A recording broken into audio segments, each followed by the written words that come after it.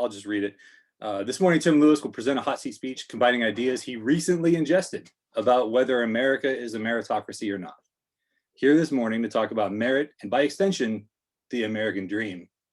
Please join me in welcoming Tim Lewis with A Meritocracy. Thank you, thank you, thank you. So the other day I was reading this web article, blog thing by this guy named Mark Manson, who I follow, who I enjoy his insights and subscribe to his newsletter. And he was talking about lemonade stands. And he was saying that growing up in America is kind of like living on a street where you and your friends set up a lemonade stand. And no one else had done this before him, before your street. And it's amazing. It's incredible. People are coming from all over town to buy your lemonade. You and all your neighbor kids, you're just making money like hand over lemon crushed fist, just grabbing all the money. And it's incredible for a while. It's great. And you start to tell yourself these interesting stories because every day you can get up, you can go outside, you get some lemons, you get some sugar, add some water, and you're in business. And you have a product that people cannot get enough of. So you can make money super easy. Over time, you start to look at the kids in your neighborhood, couple kid down the street who doesn't want to do this, who isn't interested in crushing lemons and selling them. And you start to say like, oh, well, if he's not making money, it must be his fault. He doesn't really want it. He's not putting any effort out there because this is so easy. And so it becomes this whole lens that you're viewing things through. Rich people are rich because they deserve it, because they're out there crushing that lemon every day.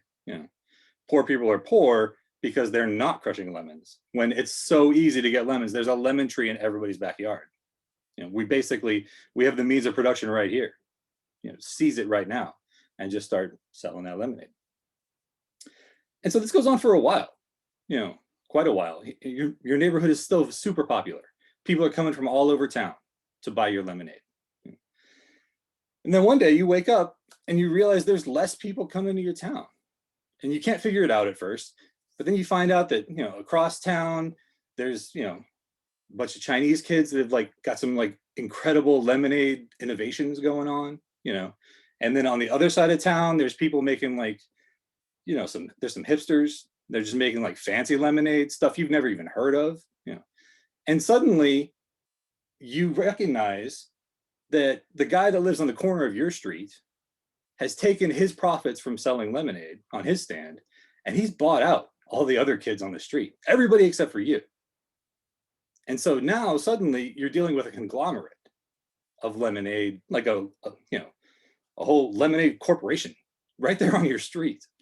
And you start to recognize that whatever was special, whatever was going on, whatever benefit that you had from being on the street, and previously you thought maybe it was because you had the right kind of church on your block, or maybe it was because something magical was happening. Maybe you were just better people on your street.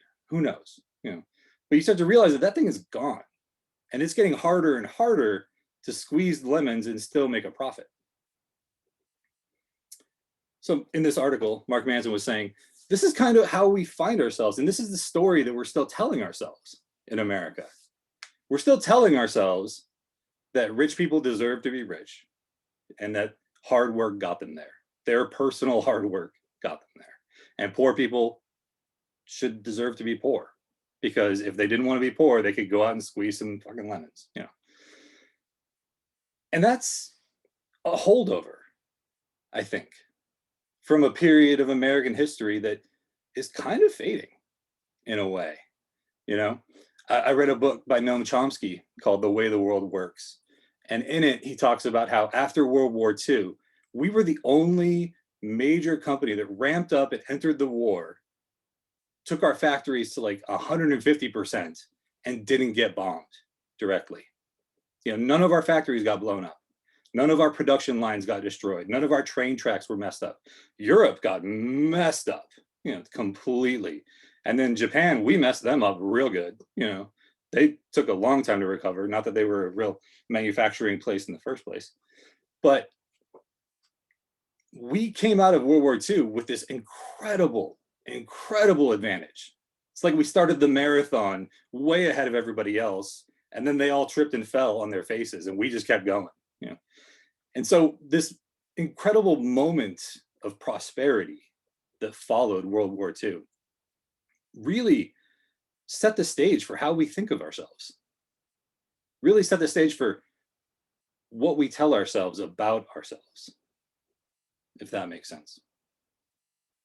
It enshrined, I think, in American culture, the idea of meritocracy, the idea that the ones who have value somehow are the ones that will prosper. And you see it today. You see it all the time when people talk about the American dream, when the people talk about like, well, you're here, you've got a chip in a chair, you're definitely going to make a little money, you know, come on, just work harder, just work harder, you know, without recognizing that the circumstances have changed. You know, corporations have kind of taken over and squeezed out so many small businesses, so many small businesses. So I think, in my opinion, America is at best a false meritocracy, is at best a situation where the best and the brightest don't always succeed, you know, don't always move forward. Because if it was a meritocracy, there are certain things that we would see more of, you know.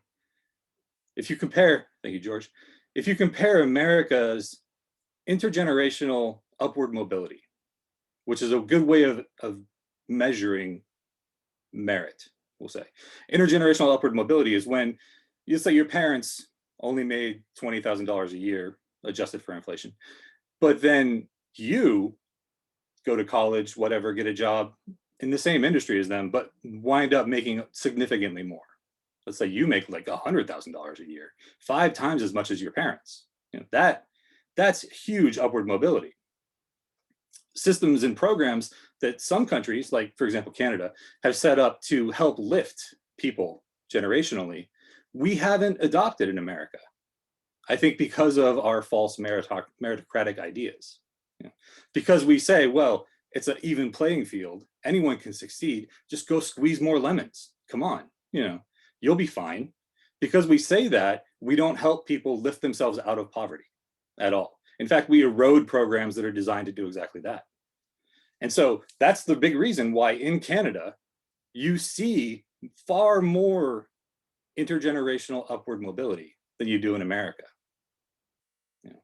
And I feel like that's a problem with the story we tell ourselves about being American, the story we tell ourselves about everything being fair and equal and everyone has a chance and the American dream and just do it yourself. You know, just, you have bootstraps, you know, maybe you didn't have shoes, but you can just make them, I suppose.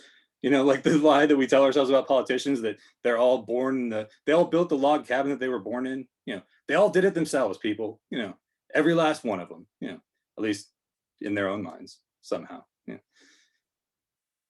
So these are some things I've been thinking about a lot lately, kind of playing with the idea of meritocracy. Is it real? Is it a good thing? Yeah. Is it something that we should maybe throw out? Because I feel like that moment in American history has really faded. The sun has gone over the sunset, and it's not warming us up the way it used to. You know, the lemon tree, it's not looking so great these days. You know, and I feel like once we re-examine these stories, once we question why we tell ourselves what we tell ourselves, we'll all be better off for it. Thank you.